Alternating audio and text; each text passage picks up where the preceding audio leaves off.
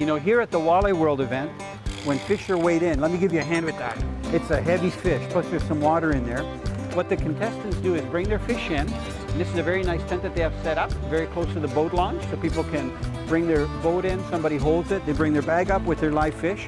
One of the first things that they do is make sure that the fish is alive, because all the fish here are weighed in alive and then they're released. And if they need a little bit of help, we'll explain that. So this fish looks very healthy. This water is very cold. I've already felt it because they actually have large chunks of ice in it. So besides being water that's circulated from the actual bay, they put water or ice in it to lower the temperature down even more because it reduces the stress level of the fish. Nice eater fish, Barb. Thank you. You know how many guys would be happy to get a walleye like that? Yes. Let him crash out a little bit before we get him in the net, just so he doesn't get the hooks tangled up. And you've hooked him perfectly just on the back hook, Barb. That's awesome. Okay, he's ready to go in the net. Okay. You know, I'm surprised that the water is not so clear here. It's actually already a little bit stained, and that's probably from the warmer temperatures that we've had. Is this easy fishing or what? It is. Okay, Barb, we're going to keep it in the water. See that it gets its energy back. We shouldn't take too long. Look at that. Perfect. Yeah. Now, how are you going to get him out, Barb? Oh, he's going down. Yeah, he wants to swim down, so you got to reverse the net. Okay.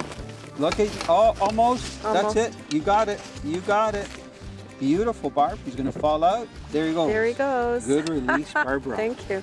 A bottom walking sinker is a very good tool to have if you're trying to deliver certain baits or harnesses down close to the bottom. Now this particular one is probably a no-name brand. You can buy them in any tackle stores, and you can see that all it is a lead body that's poured onto a wire arm that's been bent and crimped.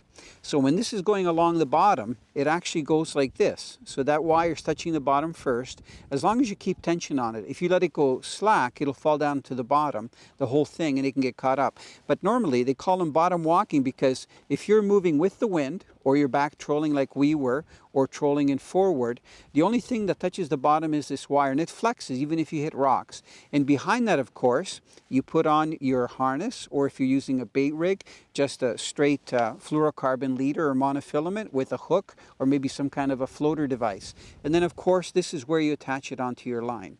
Now, worm harnesses come in all different sizes and colors.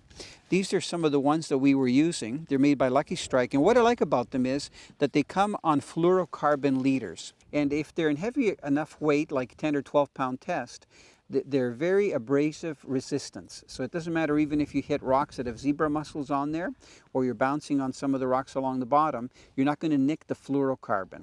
Now you can see that these come equipped with a single hook. So what I'd like to do is to add a second trailer hook. And I do that by taking one of these Gamakatsu bait holder hooks. These particular ones are a size 6, number 6, and I use a Suffix fluorocarbon material.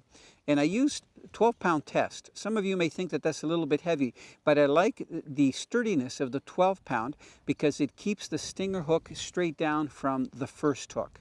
And it's very easy to connect, and a lot of times you'll just get the fish on the stinger. Now the other type of harnesses that Lucky Strike makes, and they're ideal because if you fish in waters where you've got a chance of catching pike or muskie, unlike the fluorocarbon leaders, these harnesses are actually tied on stainless steel wire. So the fish don't really see it, doesn't take the action away, but if you do get a big pike over 10 pounds or a large muskie when you're fishing for walleye in shallower water, they're not going to cut through the line. So whether you use the fluorocarbon leader or these that are tied on stainless steel, worm harnesses are one of the most versatile and productive artificials that you can use with worms, especially for walleye.